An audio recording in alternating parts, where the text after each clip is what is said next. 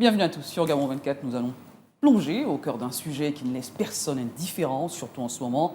Les violences basées sur le genre, entre témoignages poignants, chiffres alarmants et débats passionnés sur les réseaux sociaux, nous tenterons de comprendre l'ampleur de ce fléau et d'explorer les solutions possibles pour mettre fin, pourquoi pas, à ces violences insoutenables aujourd'hui. Et pour en parler sur ce plateau, nous avons Betty Messi, directrice du centre d'accueil de Nzengayong, Hugues Badinga, directeur général de la promotion de la femme et du genre, tous deux sur ce plateau de Gabon 24. Bonjour, monsieur Zeda, merci d'avoir accepté cette invitation. Bonjour Sabrina. Bonjour Sabrina. Ouais. Alors, nous allons tout de suite rentrer dans le vif du sujet. On a un fait d'actualité qui fait débat, qui a quasiment traumatisé les Gabonais. Nous allons commencer par vous, madame. Alors, est-ce que vous pensez que les violences sont un tout petit peu ignorées aujourd'hui dans la société, ou même on ne met pas vraiment ce débat au centre de la place? On a encore quelques personnes qui sont encore en train d'étouffer le débat. Est-ce que la question est ignorée? Je dirais non. Je dirais plus qu'on entre de plus en plus dans la question de la violence basée sur le genre. Très bien. C'est vrai qu'avant 2020, par exemple, il n'y avait pas de loi sur les violences faites aux femmes de manière précise. Parce qu'effectivement, on parle de violences basées sur le genre, oui, mais il faut quand même avouer la prédominance des violences faites sur les femmes comparativement aux violences faites sur les hommes. Aujourd'hui, les gens prennent de plus en plus conscience du facteur de la violence, du phénomène de la violence. Et aujourd'hui, les femmes dénoncent en tant que responsables d'un centre de prise en charge des victimes de violences basées sur le genre. Je peux vous dire que nous en recevons des victimes qui viennent pour venir dénoncer. Après, il ne faut pas se mentir, il y a encore beaucoup de réticence de la part de tout le monde. Oui. Ce n'est même pas qu'une histoire du Gabon, c'est international. Il y a encore un petit peu de réticence du fait de défis, du fait de... Vraiment de beaucoup de facteurs qui font en sorte qu'aujourd'hui, la parole n'est pas encore totalement libérée. Je dirais en 2021, depuis 2021, la parole s'est libérée à 20%. On veut que ça augmente et que ça passe à 100% et que les victimes se sentent libres de pouvoir dénoncer justement lorsqu'elles sont victimes de violences. Très bien, M. Badinga, je vais vous retourner la question. Pensez-vous quand même que les violences basées sur le genre sont souvent minimisées ou ignorées par les autorités ou par la société, sinon pas assez placées au centre ou au premier rang des débats? Mais je ne veux pas dire ignorer, je veux aller dans le même sens que Betty. Les autorités ont pris les problèmes de violence à bras-le-corps. Déjà en 2021, on a une loi, la 06-2021, du 25 septembre 2021. On a quand même l'impression que les débats ressurgissent lorsqu'il y a un fait traumatisant, marquant, et là tout le monde se remet sur le tapis en disant les violences, non aux violences. Je veux vous expliquer, ce n'est pas ignoré. Comme je vous dis, déjà que les autorités ont pris toutes les mesures nécessaires, normalement, pour pouvoir enrayer ces violences et pour pouvoir punir les auteurs. Très bien. Maintenant, comme le disait Betty, dans la société gabonaise, on connaît bien les violences basées sur le genre. Parce que c'est des violences, c'est une vieille histoire. C'est une vieille histoire, c'est l'histoire de l'humanité. L'homme et la femme ont toujours cohabité, les garçons et les filles ont toujours cohabité. Et donc, par origine, les violences basées sur le genre, c'est les violences qui sont commises parce qu'on est soit un homme, soit une femme. C'est-à-dire qu'entre l'époux et l'épouse. Or, vous allez voir que le problème de violence, ce n'est pas tabou au Gabon, mais comme a dit Betty, c'est un problème de dénonciation. Parfois, il y a des femmes qui subissent les violences, mais qui n'osent pas dénoncer, qui n'osent pas aller vers des personnes pour trouver de l'aide. Donc, du coup, on a comme l'impression que la société est muette vis-à-vis de cette histoire. Oh non.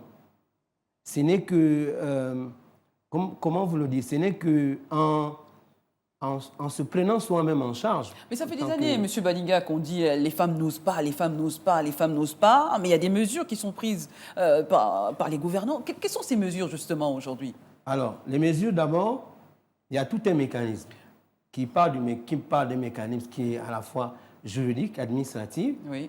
Et déjà, vous voyez qu'il n'y a pas longtemps, le président de la République a refait ressusciter ou bien a remis en place le ministère de la Femme et de la Protection de l'Enfance.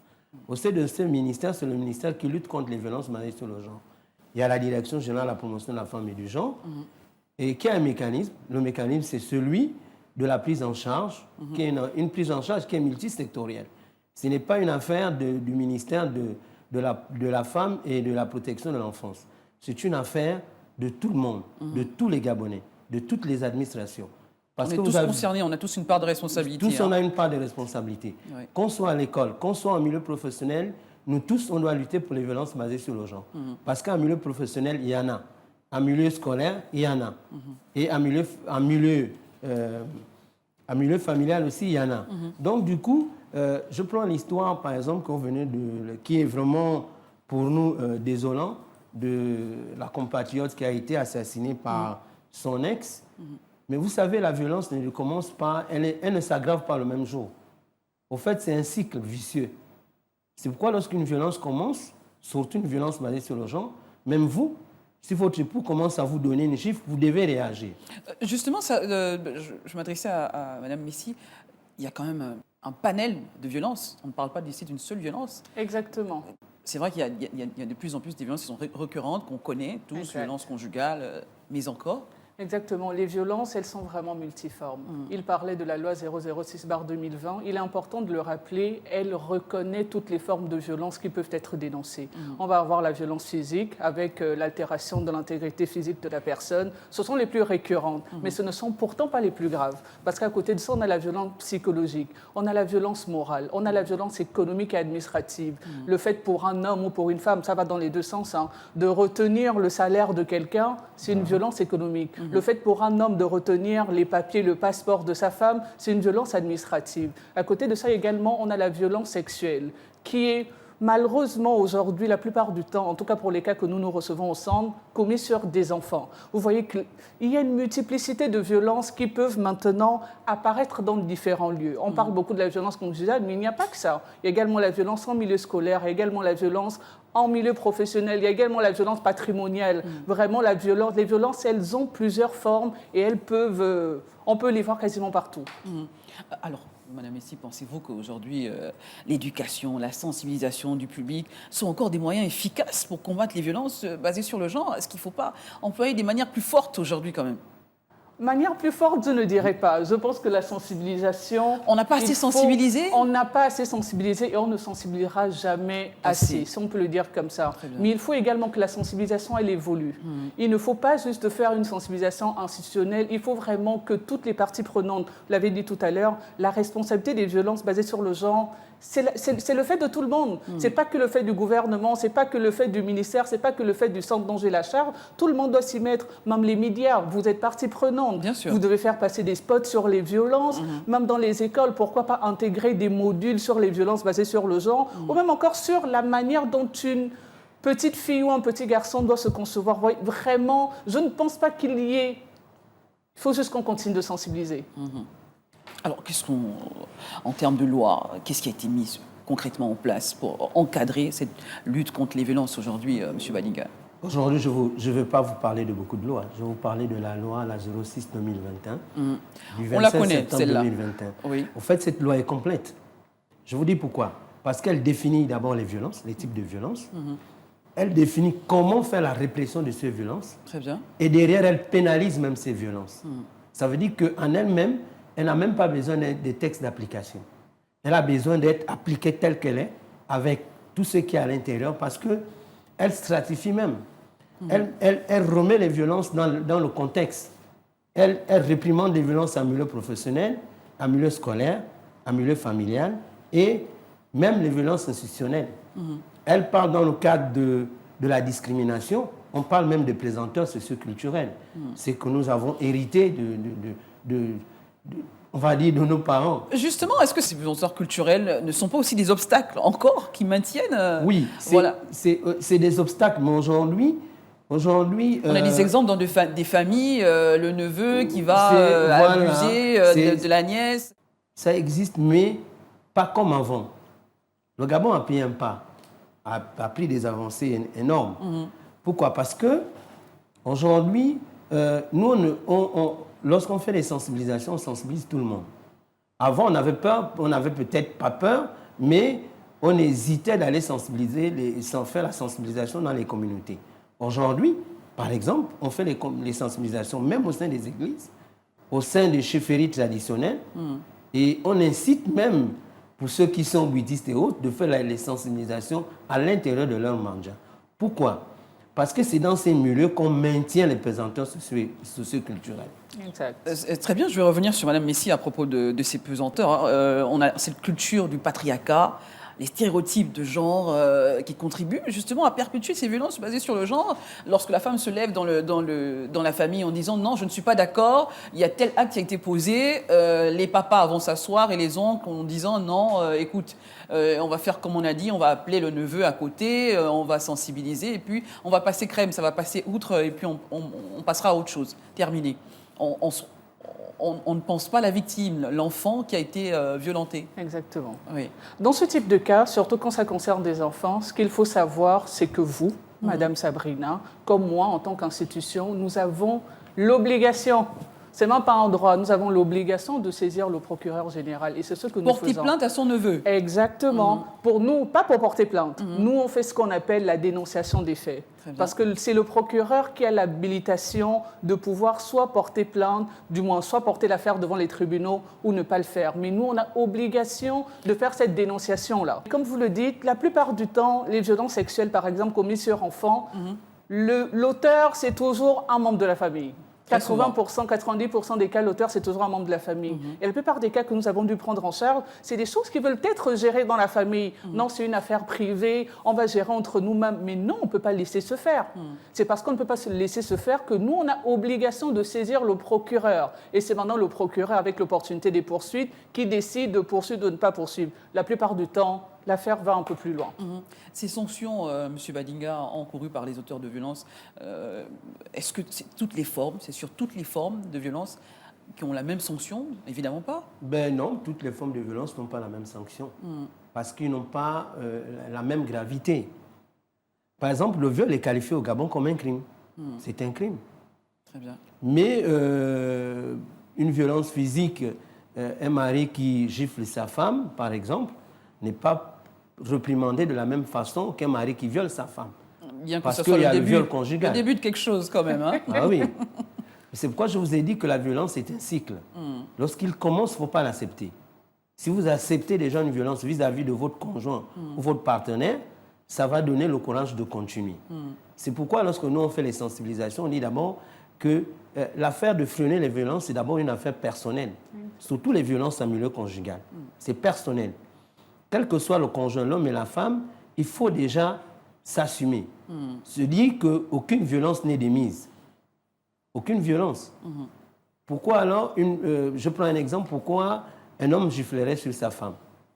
Et pourquoi aussi? Parce qu'il ne faut pas parler que des hommes.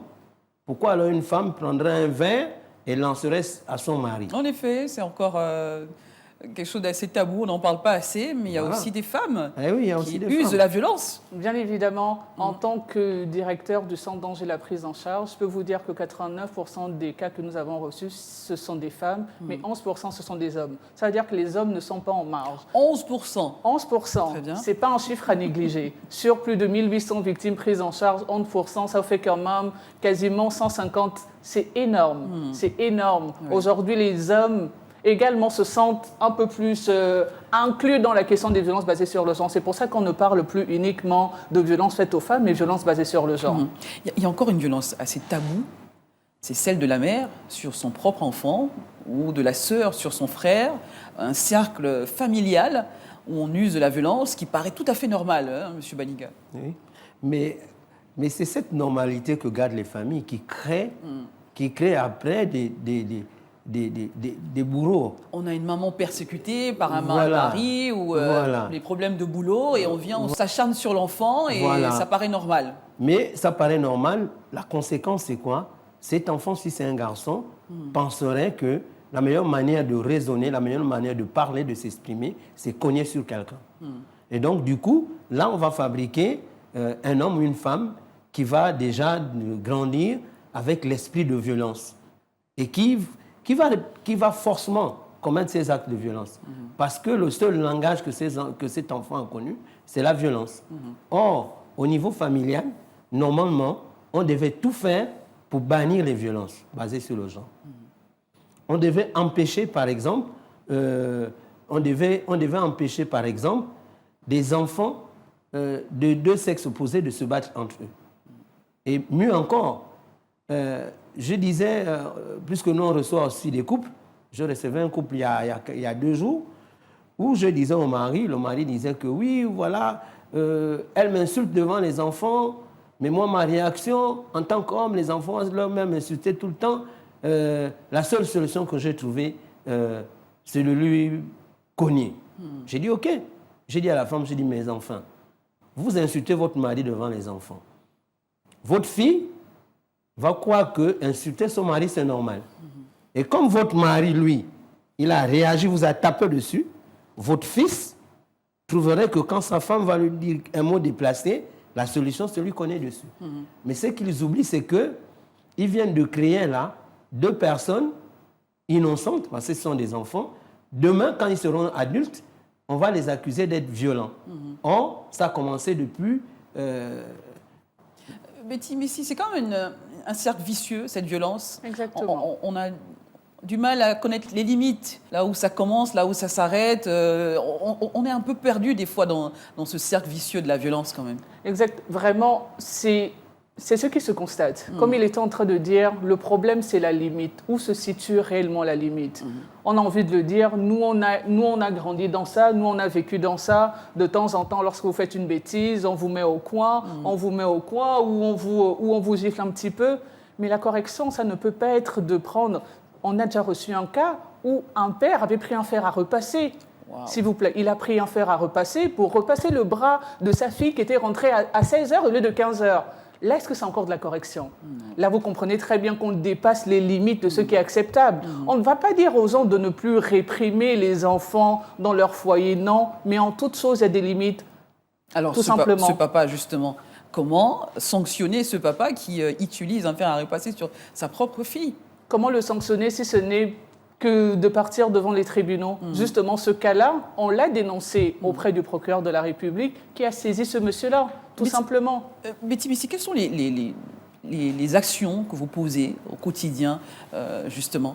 Alors, ce qu'il faut dire déjà, c'est que le centre d'accueil de Nzayan... Hormis la sensibilisation. Hormis la sensibilisation, de manière générale, déjà, le centre, c'est un centre de prise en charge. C'est un centre de prise en charge multisectoriel et multidisciplinaire. Donc, à l'enceinte de ce centre-là, vous allez trouver vraiment tous les services de prise en charge. Cela va du médecin aux infirmières, assistante sociale, psychologue, vraiment tout au même endroit, afin de... J'ai envie de dire de faciliter la tâche à quelqu'un qui est déjà mentalement, physiquement et même moralement affecté par la violence. Et à côté de ça, notre rôle, c'est justement non seulement de sensibiliser, mais également, nous, de faire un plaidoyer non seulement auprès des autorités, mais également à l'étranger pour que la question des violences basées sur le genre, elle prenne, comme vous le disiez d'ailleurs au début, une ampleur un peu plus grande, que ce ne soit pas une question qui soit laissée de côté, que ce ne soit pas une question dont on parle que parce qu'il y a quelqu'un qui est mort. Hormis elle, hormis notre sœur Béatrice qui est décédée, il y a des milliers de Béatrice, il y a des milliers de Jean-Pierre, parce qu'il n'y a pas que les femmes, il y a des milliers de personnes qui meurent sous les coups de violence. C'est d'où l'intérêt du centre, justement. Monsieur Badinga, quelles sont concrètement les actions que vous pensez que nous devrions tous mettre en place, davantage encore, pour éradiquer les violences basées sur le genre? Enfin, on va regarder les griffes, mais si possible... On espère arriver à ce but, pourquoi pas? C'est comme vient de dire Betty, au fait, il faut intensifier les campagnes de communication pour le changement de comportement, les campagnes de communication pour le changement social. C'est-à-dire, il faut sensibiliser de la famille jusqu'à la communauté. Très bien. Il faut faire les sensibilisations en milieu professionnel, en milieu scolaire. Et il faut aller au-delà. Au fait, il faut relayer l'information. Même s'il faut faire du porte-à-porte, quand on sensibilise, on fait du porte-à-porte. Parce qu'il faut interpeller. Il faut démontrer. Et puis, derrière, il faut qu'on vulgarise certains textes. Il faut que les gens connaissent leurs droits. On a un code de l'enfant qui n'est pas connu par beaucoup de parents. Si les parents connaissaient le code de l'enfant, savent que l'enfant a des droits. Il a aussi des droits comme il a des obligations. Il y a là la loi qu'on vient de vous dire, la 06-2021, qui n'est pas connue. Même parfois dans certaines administrations. Il faut connaître. Parce que là-dedans, par exemple, on parle par exemple de harcèlement verbal, harcèlement moral. Or, tout le monde croit que le harcèlement, c'est seulement l'harcèlement physique ou quelqu'un va vous toucher. On peut vous harceler même en en vous dénigrant dans votre profession. Exact. Et il y a même l'harcèlement conjugal. Votre mari, même s'il il ne vous tape pas, il ne vous insulte pas, mais il peut vous dénigrer. C'est une violence. Donc, il faut sensibiliser. Il faut au fait réveiller les consciences pour que tout le monde, tous les Gabonais, moi je dis tous les Gabonais, en commençant par la plus haute autorité, prennent cette histoire vraiment de violence comme étant quelque chose à bannir dans ce pays. Betty Messi, en revenant sur l'actualité, comment avez-vous reçu cette nouvelle de Béatrice Nzang qui a été assassinée par son conjoint, avec une violence inouïe qui a traumatisé quasiment la population? Vous, en tant que justement directrice de ce centre, qui est aux côtés des victimes, comment avez-vous fait poser un regard, une analyse sur cette situation? Je vous avoue que quand j'ai eu la nouvelle, un peu comme tout le monde, c'est d'abord un sentiment de tristesse qui vous anime, de vous dire il y a une vie qui a été retirée à quelqu'un, sachant qu'elle était mère, donc elle laisse un enfant, 2 enfants, sans figure maternelle, si on peut le dire ainsi. Mais après cela, ça a quand même été comme un petit sentiment d'échec, si je peux me le permettre, de me dire, si elle était passée par le centre, est-ce qu'on aurait pu la sauver? Est-ce qu'on aurait pu rattraper certaines choses? D'où l'intérêt justement de faire connaître ce centre-là, parce qu'il y en a beaucoup également qui ne le connaissent pas. Comme le disait M. Badinga, la loi 006 qui institue ce centre, beaucoup ne le connaissent pas. Beaucoup ne savent pas qu'on est situé en Nzang. Beaucoup ne savent même pas qu'il y a un numéro vert. Le numéro vert, oui. Le numéro vert qui est le 1404, tout simplement. Et ce numéro-là va vous orienter vers la structure de prise en charge la plus adéquate et la plus proche de vous. Vous voyez, je me suis dit, mais si elle était passée par le centre, si elle connaissait le numéro vert, peut-être aurait-elle appelé. Parce que comme il le disait, le premier acte de violence du monsieur, je ne suis pas sûre que ce soit l'acte qui l'ait mené à la mort. C'est sûr qu'il y a eu d'autres actes antérieurs. Peut-être aurait-elle dû, exactement, qui ont peut-être été négligés, qui ont peut-être été banalisés, que ce soit par elle, que ce soit par la famille. Peut-être si quelqu'un aurait appelé, l'aurait-on sauvé. C'est un peu ce sentiment qui m'a un petit peu traversé. Monsieur Badinga, on a quand même un autre fait, l'information. C'est quasiment un nœud. On ne va pas assez vers l'information. On ne s'y intéresse pas quasiment, sauf lorsque le pire arrive. On cherche des voies et moyens pour... le numéro du SAMU, finalement, c'est qui a le numéro du SAMU? Pourtant, ce numéro du SAMU doit être collé sur la portière de votre frigidaire où les enfants doivent être informés qu'il y a un numéro du SAMU, un numéro vert pour les violences. Tout le monde pêche à ce niveau quand même. Oui, on pêche énormément à ce niveau. Vous voyez, vous venez de poser la question que vous venez de poser à Betty. Moi aussi, ça m'a énormément touché. Parce que moi, je fais partie de la masculinité positive. Très bien. Donc, les hommes qui optent pour que les violences basées sur le genre n'existent plus et qu'en termes de droit, la femme soit égale à l'homme. Et donc, du coup, je me suis dit, est-ce que si elle était venue dans une de nos cellules d'écoute, s'exprimer, est-ce qu'on ne l'aurait pas conseillé de donner les armes pour éviter que cette violence entraîne sa mort? Puis je me suis dit, sûrement qu'elle ne savait pas. Parce que nous, comme vient de dire Betty, nous avons des cellules d'écoute. Pourquoi ces cellules d'écoute? Ces cellules d'écoute, ce n'est pas pour détruire les couples, ce n'est pas pour détruire les familles. Notre premier rôle, d'abord, c'est de faire du counseling. Très bien. On concilie les gens. Et la deuxième chose, on fait de la médiation familiale. C'est-à-dire que lorsqu'il y a un problème au sein d'une famille, même de violence, on va regarder, on va essayer de comprendre, parce qu'on a des psychologues, on va essayer de comprendre pour dire comment on fait. Notre rôle, ce n'est pas pour détruire la famille, c'est pour comprendre, pour que les familles soient stables, vivent en paix et dans l'harmonie. Donc, du coup, comme les gens n'ont pas l'information, les gens ne vont pas vers les structures adéquates. Voilà, nous sommes quasiment arrivés à la fin de cette émission. Monsieur Badinga, merci d'avoir été sur ce plateau. Merci à vous de nous avoir invités. Encore une fois, parler des violences. Betty Messi, ça a été un plaisir de vous avoir. Plaisir On va partagé. continuer à communiquer sur ce centre et notamment sur les actions, les activités que vous menez au sein de ce centre. Et le numéro vert, on va le mettre sur nos antennes, pourquoi pas, et continuer à se battre contre les violences faites aux femmes. Très bien. Ou du genre, du moins. Très bien. Nos portes sont sont ouvertes aux femmes et à toute personne victime de violences. Très bien, c'est la fin de ce plateau spécial. Nous recevions à l'instant Hugues Badinga, directeur général de la promotion de la femme et du genre, et Betty Messi, directrice du centre d'accueil de Nzengayon, tous deux invités à ce plateau spécial sur les violences basées sur le genre. À très vite sur un nouveau plateau spécial et sur nos antennes sur Gabon 24.